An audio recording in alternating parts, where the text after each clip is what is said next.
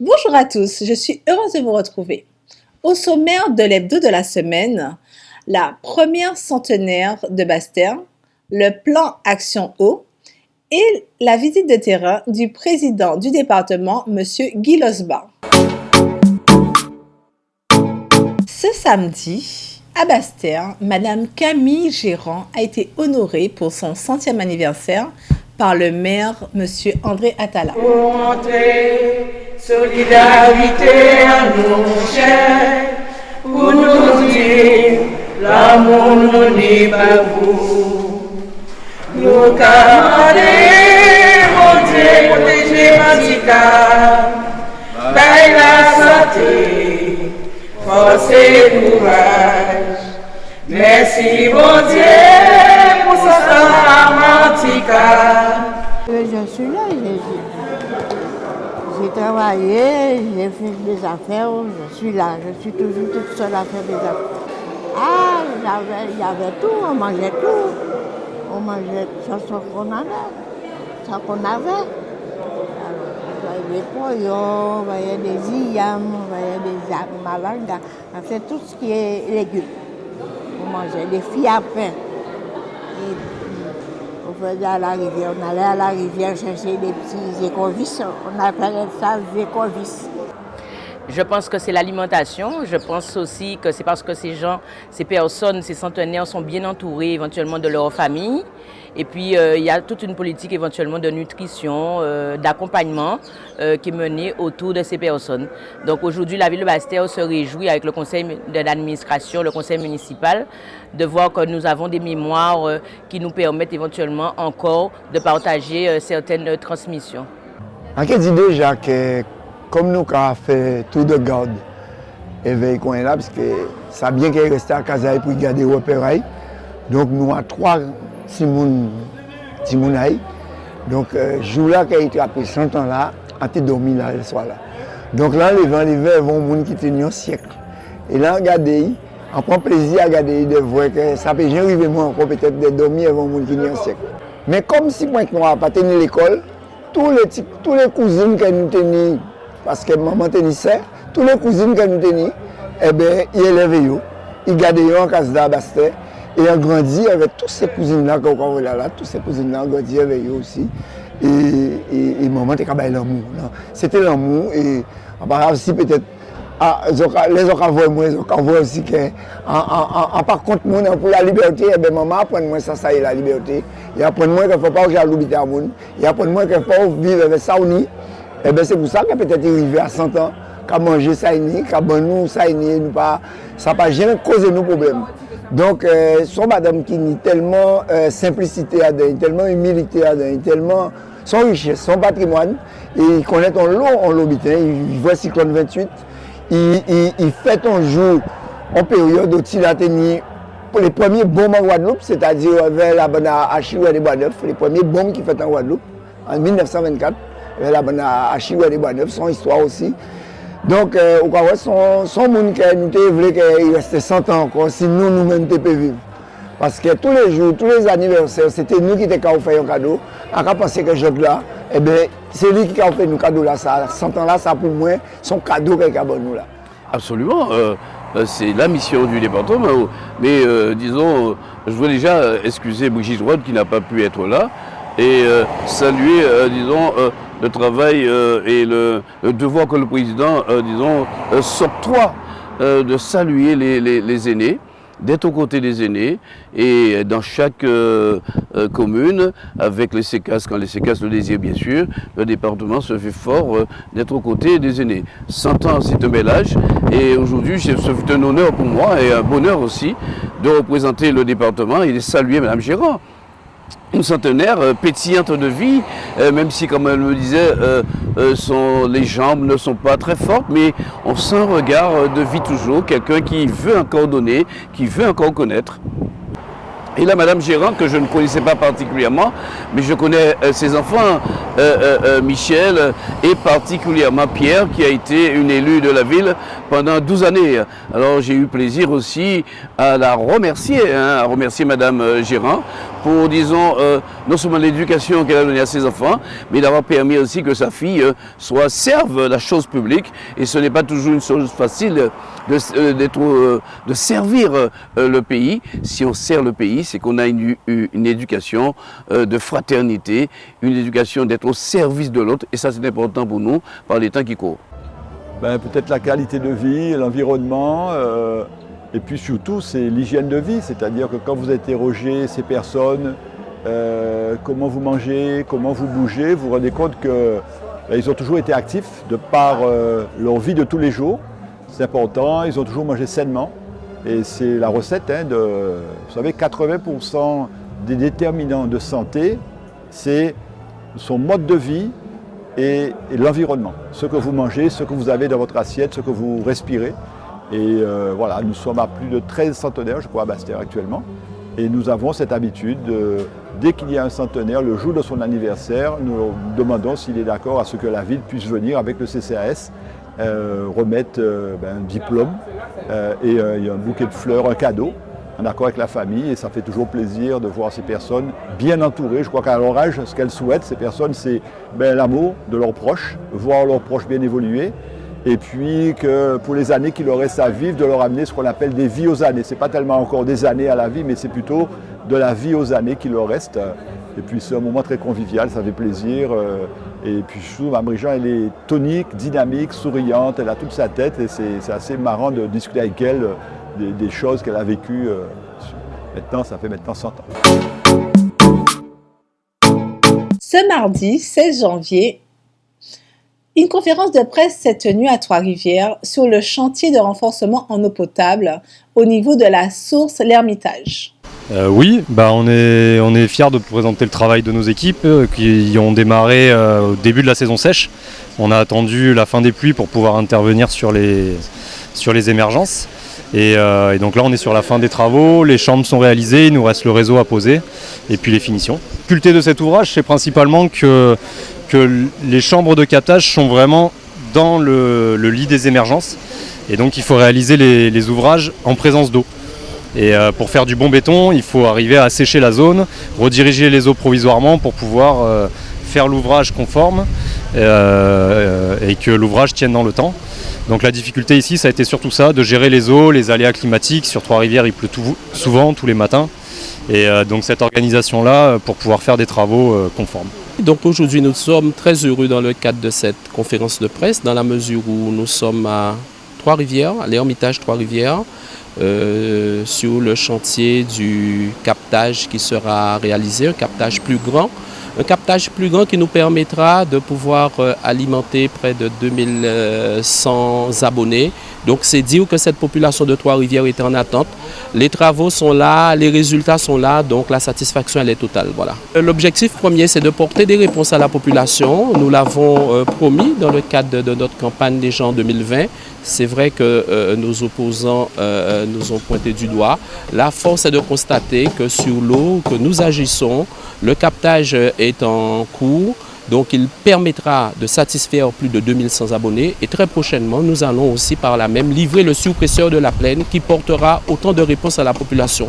Donc nous sommes heureux, nous continuons à travailler et nous, comme nous le disons toujours, agissons ensemble, nous sommes là pour notre population et nous le ferons. En tout cas, la région participe à cette conférence de presse parce que nous sommes engagés à côté de l'État, à côté du département pour que nous puissions mettre en œuvre ce plan pluriannuel d'investissement. Nous savons qu'il y a des travaux importants à réaliser pour améliorer la distribution en eau potable et aussi régler le problème du traitement des eaux usées. Donc sur ce PPI, nous avons pu annoncer qu'effectivement plus de la moitié des opérations étaient engagées et sachez qu'au travers de ces opérations, la région Guadeloupe porte 4 opérations dont 2 seront achevées, celle de Petit-Bourg et celle de Trois-Rivières au mois de mars 2024 et que nous allons engager en tant que maître d'ouvrage puisque c'est un accord avec la SMGAG des travaux à Saint-Claude et à Baïf. Mais je n'oublie pas tout ce que la région a pu faire dans le cadre du plan prioritaire. Souvenez-vous, on a fait 15 km de réseau à Vernoux. On a alimenté, je dirais, Capesterre en particulier, qui souffrait énormément dans le quartier de Routier. Donc cet effort qui a toujours été le nôtre, nous allons le poursuivre. Et vous avez vu au travers de la question d'un usager, j'ai rappelé que la région finançait pour les particuliers l'installation de citernes et qu'aujourd'hui, pour permettre un bon fonctionnement de nos services publics, nous avons équipé tous les lycées de la Guadeloupe et nous accompagnons les communes pour installer des citernes dans les communes, dans les écoles. La gouvernance partagée est une bonne chose parce que ça permet notamment d'aborder les questions de fonctionnement du syndicat, parce qu'aujourd'hui le syndicat est fortement accompagné par le département, la région et l'État, mais le syndicat doit pouvoir demain trouver son autonomie parce que l'eau paie l'eau et qu'à ce titre, il y a des orientations. Vous avez entendu ce que le président Jean-Louis Francisque a annoncé, notamment au niveau du fonctionnement et de la masse salariale.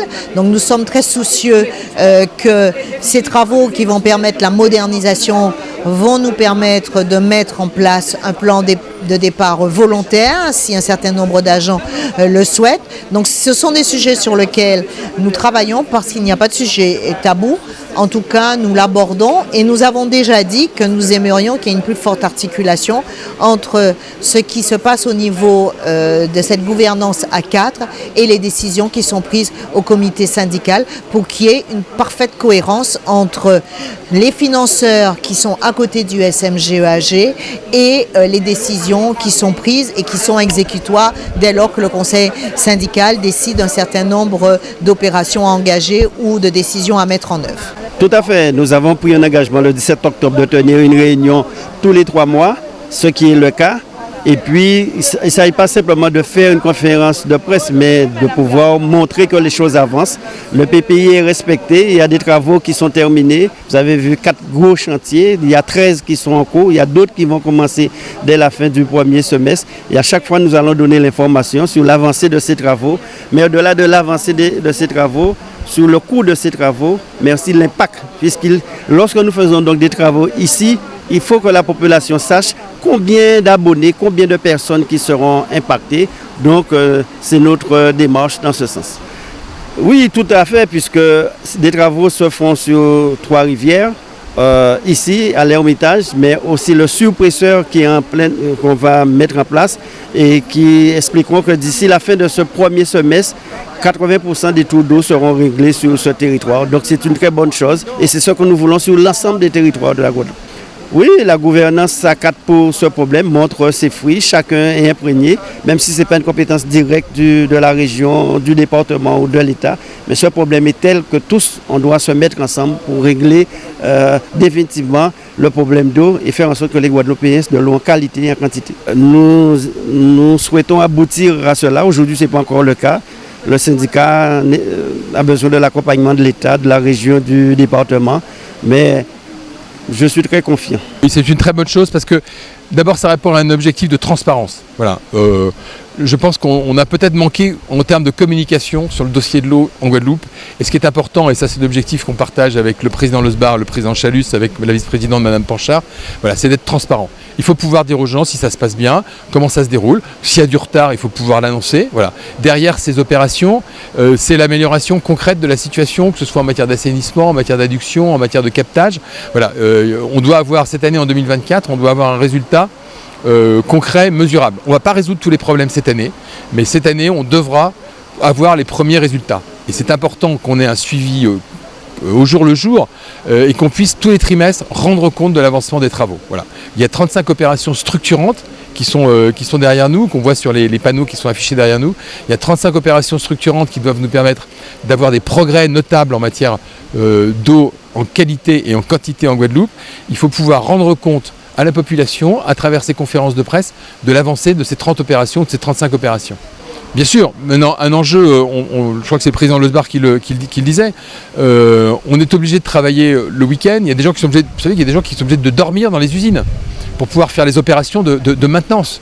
Donc on imagine effectivement en termes de masse salariale, en matière de coûts de personnel, ce que ça peut représenter. Donc effectivement, là aussi, des usines automatisées, c'est des usines où effectivement, d'abord, c'est moins mobilisateur et moins consommateur de main-d'œuvre, de temps de personnel qu'on mobilise sur des tâches qui peuvent être des tâches beaucoup plus valorisantes, ou plus valorisantes effectivement que devoir effectivement attendre qu'il y ait un problème dans une usine pendant tout le week-end. Ça c'est une première chose. Et puis effectivement ça améliore le fonctionnement. On parlait effectivement par exemple des changements, vous savez, on met du chlore, on met des filtres, de pouvoir alimenter les choses, ça permet aussi d'avoir une meilleure qualité et un meilleur fonctionnement des usines. Le président, M. Guy Losbar, s'est rendu à Pointe-Noire pour signer le contrat pays dans le cadre de l'accompagnement des communes. Le contrat pays était attendu depuis longtemps puisque nous avions prévu de signer ce contrat pays au mois de juillet 2023, ça n'a pas été possible. Et puis avec toutes les manifestations, avec les fêtes de fin d'année, on a reporté en début janvier 2024. C'est un honneur pour nous au niveau pointe-noirien de signer ce contrat pays qui va nous permettre de bénéficier des aides de la collectivité, quoi qu'on en bénéficie déjà, mais un accompagnement encore plus fort sur des dossiers assez pointus, des dossiers assez stratégiques. Et là, nous sommes partis pour que ce contrat pays soit évalué de façon à voir quels progrès ont été réalisés entre cette signature et par exemple 6 mois. Et c'est une promesse que chaque 6 mois, on fera une évaluation pour voir comment on est. Bien évidemment, le conseil départemental n'est pas le seul à pouvoir soutenir les actions de la commune de Pointe-Noire.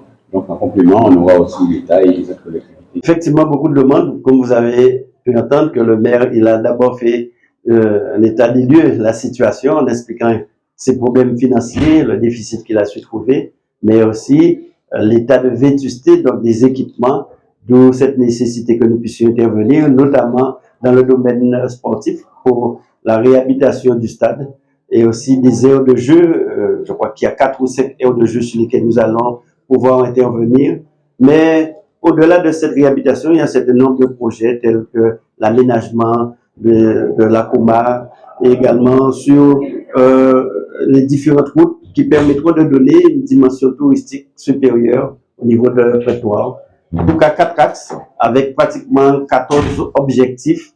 Et puis, bien sûr, c'est un coût d'investissement de l'ordre de plus de 13 millions d'euros pour ce contrat pays. Donc, nous sommes dans cette dynamique que nous voulions. Et sur les compétences propres, au-delà de l'accompagnement du département, plus de 3 millions sur un certain nombre de projets de la ville, sur des compétences propres, sur les routes, c'est pratiquement 2,5 millions que nous allons pouvoir mettre en place. Donc, je pense dans l'attractivité de Pointe-Noire, dans le développement de Pointe-Noire, sous ces 4 axes, la culture, le sport, l'aménagement et le développement touristique, c'est de bon augure pour la ville.